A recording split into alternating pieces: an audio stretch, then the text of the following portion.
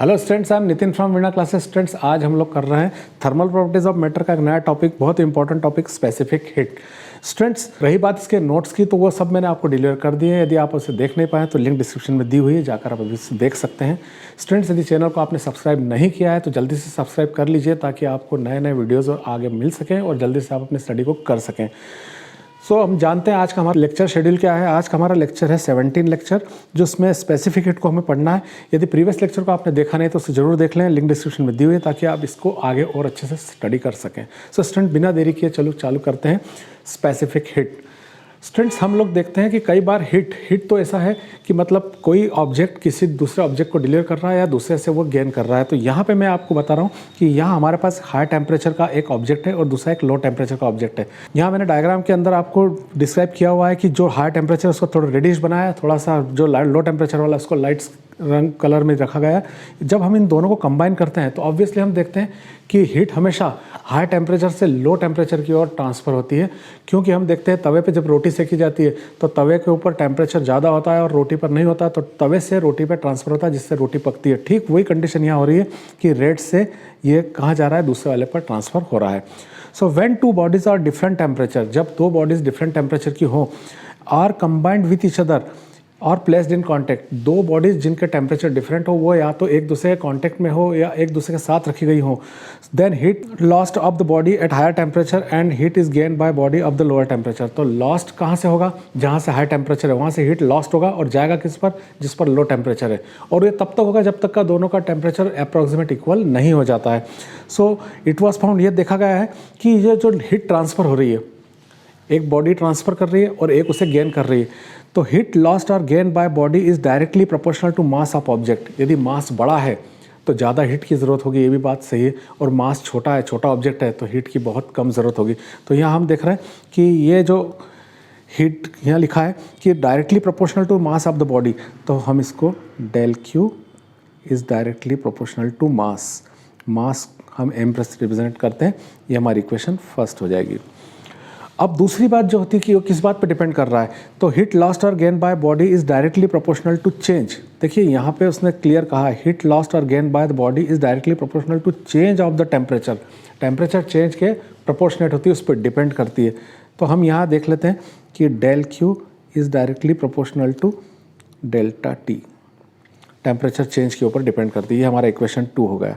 अब स्टूडेंट्स, ये दो फैक्टर्स पर डिपेंड करता है। एक तो हो गया मास, जैसे मैंने आपको बताया कि वो जो हीट ट्रांसफ़र हो रही है, एक दे रहा है दूसरा ले रहा है, दोनों बॉडी के टेम्परेचर में डिफरेंस है, और वो डिपेंड करती है मास पर, मास के प्रोपोर्शनेट होती है, और टेम्परेचर के प्रोपोर्शनेट होती है। तो टेम्परेचर चेंज जो हो रहा है उसके प्रोपोर्शनेट है। ये दो इक्वेशन हमें मिल जाती है। अब हम इनको 1 और 2 को कंबाइन करेंगे। अब इन 2 और 1 हम इस इक्वेशन को मिलाएंगे, 1 और 2 को।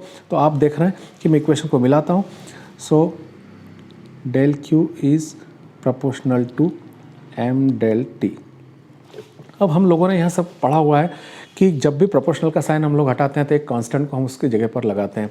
कांस्टेंट जनरली के होता है, आर होता है, लेकिन यहाँ पर एक कांस्टेंट सी ले सकते हैं हम स्पेसिफिक हीट के लिए। कुछ बुक्स में सी होता है, कहीं एस लिखा होता है। मैं यहाँ पे आपकी सहूलियत के लिए एस ले रहा हूँ, क्योंकि एस इज स्पेसिफिक, स्पेलिंग के स्टार्टिंग से पता लगता है, इसलिए हम यहाँ ले रहे हैं del Q equal to S m del T. So ये S जो है यहाँ पर, ये स्पेसिफिक हीट है। देखिए यहाँ पे मेंशन भी किया हुआ है यहाँ पर कि S is a constant of proportionity and it is called specific heat of a body. उसे ही हम स्पेसिफिक हीट कहते हैं। यदि हम इसकी वैल्यू निकालना चाहेंगे, ऑब्वियसली S की वैल्यू निकालेंगे, तो del Q upon M del T, ये हमारे पास इसका न्यूमेरिक वैल्यू आ गया, जो इसका डेरिवेशन पॉइंट है। अब यहाँ यदि हम इसको थोड़ा स्टडी करें तो, और हम ये देखें कि एम हम यूनिट मास ले लेते हैं 1 यूनिट मास से कोई, और डेल टी 1 डिग्री सेंटीग्रेड ले लेते हैं। तो आप देखिए स्टूडेंट्स, ये दोनों वैल्यू यदि इस फार्मूले में मैं पुट करता हूँ तो S equal to del Q, M के प्लेस पे मैंने 1 रखा, डेल टी के भी 1 रखा, तो S equal to del Q. ये हमारे पास एक पॉइंट आ गया, S equal to del Q. S equal to del Q मतलब डेल क्यू क्या है? वो एनर्जी जो ट्रांसफ़र हुई है, एक ने दी है एक ने ली है, उसकी तो ट्रांसफ़र हीट की वैल्यू स्पेसिफिक हीट के बराबर तब होगी जब यूनिट मास के किसी ऑब्जेक्ट का टेम्परेचर 1 डिग्री सेंटीग्रेड बढ़ाने पर वो हमें डेल क्यू की वैल्यू किसके बराबर कर देगा, एस के बराबर कर देगा। सो स्टूडेंट्स यहाँ पे उसको वर्ड्स में लैंग्वेज में स्पेसिफिक हीट के बारे में दिया है कि specific heat of a body is a amount of heat, वो स्पेसिफिक हीट जो होती है वो अमाउंट ऑफ हीट के बराबर होती है required to raise the temperature of unit mass, required the temperature of unit mass, unit mass का टेम्परेचर रेज करने के लिए कितने degree, by 1 degree centigrade, 1 degree centigrade करने के लिए जितनी हम रिक्वायर्ड एनर्जी होती है वही उसकी स्पेसिफिक हीट होती है।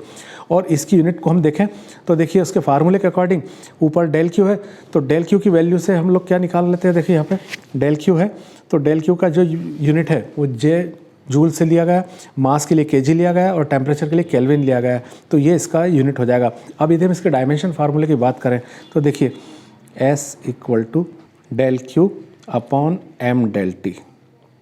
क्यू इसके लिए हमको डायमेंशन फार्मूला देखना होगा, तो क्यू एक हीट है, हीट का डायमेंशन फार्मूला हमें पता है एम L1 L2 T-2, जबकि मास का केजी, तो वो केजी भी कितना होगा, केजी किस में मेज़र होगा वो हमको पता है, तो केजी के लिए हम क्या लेंगे, मास है एम लेंगे और डेल टी वो केल्विन है तो हम के लेंगे इसमें यहाँ पे। अब इसको सेपरेटली हम यदि सॉल्व करते हैं तो m अपॉन एम एल की पावर 2 टी की पावर -2 और के नीचे से यहाँ ऊपर ले जाएंगे हम तो वो इन्वर्स हो जाएगा, के की पावर -1 हो जाएगा स्टूडेंट्स। यहाँ हम देख रहे हैं इसकी पावर 1 है, यहाँ भी 1 है, तो पावर 1 -1 हो जाएगी, तो that is 0 m0 L2 T-2 K-1, ये इसका डायमेंशन फार्मूला होगा। इस प्रकार से इसको ये एक डेफिनेशन पॉइंट है, लेकिन हमने डेफिनेशन के साथ साथ उसकी सब कंडीशंस, उसका मैथमेटिकल फार्मूला, उसका एसआई यूनिट और डायमेंशन फार्मूला पूरी तरह से यहाँ पे एक्सप्लेन कर दिया है। इस प्रकार ये एक अच्छा पॉइंट्स हमारा कंप्लीट होता है। सो स्टूडेंट्स अब इसके लिए हमें एक न्यूमेरिकल करना है, तो देखिए यहाँ आप देख रहे हैं कि what amount of heat is required, कितनी हीट रिक्वायर्ड होगी to heat the temperature of 500 gram water. हमें 500 ग्राम वाटर दिया है, उसकी हीट को रेज करने के लिए हमें कितनी हीट की ज़रूरत होगी, जिसका टेम्परेचर हमें 10 डिग्री से 60 डिग्री तक इंक्रीज़ करना है।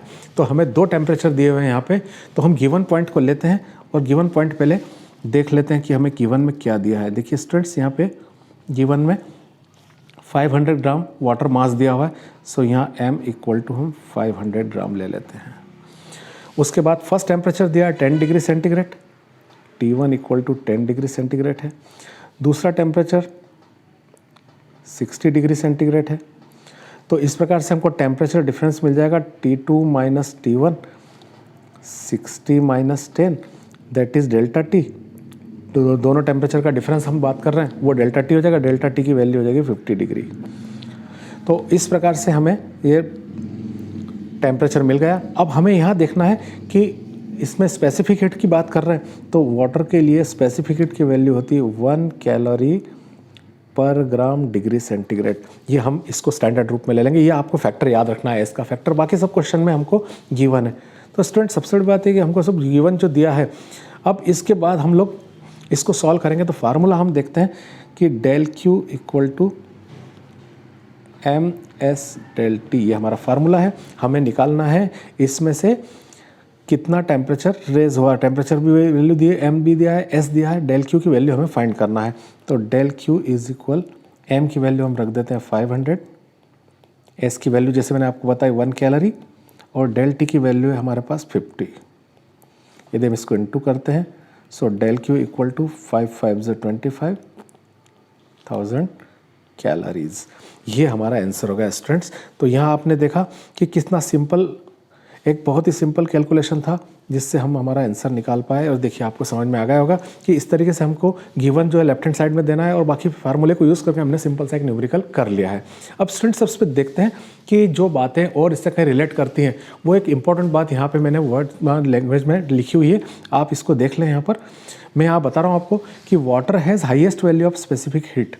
किसी भी स्पेसिफिक हीट किसी सब्सटेंस की, उसमें सबसे ज़्यादा कौन है, वाटर है, वाटर के पास ही, और वो है 1 कैलोरी पर ग्राम डिग्री सेंटीग्रेड। इसको जब कोई वाटर, मतलब देखिए it takes longer time for heating and cooling, इसलिए पानी गर्म होने में भी ज़्यादा समय लेता है और ठंडा होने में भी ज़्यादा समय लेता है। It absorb more heat for at heating. अब वो क्या होता है कि जो पानी होता है उसको हीट करना है तो वो हमसे एब्जॉर्ब ज़्यादा हीट लेगा, ज़्यादा हीट लेके एब्जॉर्ब करके उसे अपने आप को गर्म करेगा, और जब वो ठंडा होगा तो ज़्यादा से ज़्यादा एनर्जी को इवॉल्व भी करेगा। तो जब गर्म करेंगे तो ज़्यादा हीट हमसे एब्जॉर्ब करेगा वो, और जब हम उसे ठंडा करेंगे तो ज़्यादा से ज़्यादा हीट को इवॉल्व करेगा। सो इस पे से कुछ क्वेश्चंस बन जाते हैं जो हमें छोटे छोटे पॉइंट्स के रूप में हमें मिलते हैं। देखिए इस पर क्वेश्चन दिया हुआ है, hot water bottle are use for fermentation purposes, कि आपने देखा होगा कि किसी व्यक्ति को यदि खेल स्पोर्ट्स के दौरान या किसी और एक्टिविटीज़ के दौरान चोट लगती है, जो एक सौर फॉर्म में नहीं होती है, ऊपरी से चोट लगती है, तो उसके हीलिंग करने के लिए उसकी सिकाई की जाती है। तो वाटर बॉटल्स आती है जिसके अंदर उस गर्म पानी को रखकर उससे सिकाई करते हैं। तो वो हमारे क्वेश्चन से कैसे रिलेट कर रहा है उसको हम देखते हैं। देखिए, owing it's high specific capacity, water can store in it large amount of heat energy. Water की कैपेसिटी, जो स्पेसिफिक हीट कैपेसिटी, वो बहुत ज़्यादा होती है, इसलिए वो क्या करता है, अपने अंदर बहुत सारी एनर्जी को स्टोर कर लेता है। और फिर क्या होता है, this energy is transfer to the body of person to heal the injury. उसमें फिर क्या होता है कि वो क्या करता है, वो जो हीट उसने गेन की है वो उस पर्सन की बॉडी को वो ट्रांसफ़र करता है धीरे धीरे, जिससे इंजरी को थोड़ी सी रिकवर करने में हेल्प हो जाती है। तो इस प्रकार से इस पानी का यूज़ कर सकते हैं और इसको उस वाटर बॉटल से पेशेंट तक ट्रांसफ़र किया जा सकता है। सेकंड क्वेश्चन इसी प्रकार का काफ़ी इंपॉर्टेंट है, कई बार इसको पूछ लिया भी जाता है। वो क्वेश्चन देखिए आप क्या है कि फार्मर्स वाटर्स द फील्ड, किसान खेत में पानी क्यों भर देते हैं एट नाइट, रात्रि में, टू प्रोटेक्ट फ्रॉम फ्रॉस्ट। जो पाला पड़ना कहते हैं, जिसको पाला पड़ना, उस समय क्या होता है, बहुत ठंड पड़ती है तो कुछ फसल उस समय चना गेहूँ आदि होती है, उसकी पत्तियाँ काली पड़ने लगती है। तो इन कालेपन से वो क्या होती है, जो हमारा क्रॉप है पूरी तरह डिस्ट्रॉय हो जाता है। तो उसे बचाने के लिए किसान क्या करते हैं, खेत में पानी भर देते हैं। अब उसके लिए देखिए उस क्वेश्चन को किस तरह से हमारे क्वेश्चन से रिलेट किया गया है। Since water has highest specific heat, हमारे वाटर में हम जो जानते हैं कि वाटर की स्पेसिफिक हीट सबसे ज़्यादा होती है। It does not cool quickly and liberate more energy, इसलिए वो जल्दी ठंडा नहीं होता और लगातार एनर्जी को रिलीज करता रहता है। ड्यू टू कूलिंग होते समय, सो temperature of surrounding can not be fall below 0 degree centigrade. अब वो लगातार एनर्जी को इवॉल्व करता रहता है, तो क्या होता है, आसपास सराउंडिंग में ऐसा एक एटमॉस्फेयर बन जाता है कि उसका टेम्परेचर 0 से बिलो नहीं होता और 0 से नीचे नहीं जाएगा, तो वो जो पाला पड़ना या फ्रॉस्ट है वो वाली हैपनिंग नहीं होती है।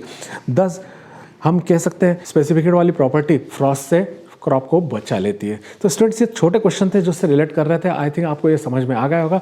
स्टडी करते रहिए और पढ़ते रहिए। सो मिलते हैं नेक्स्ट वीडियो में। Till then stay blessed and good bye.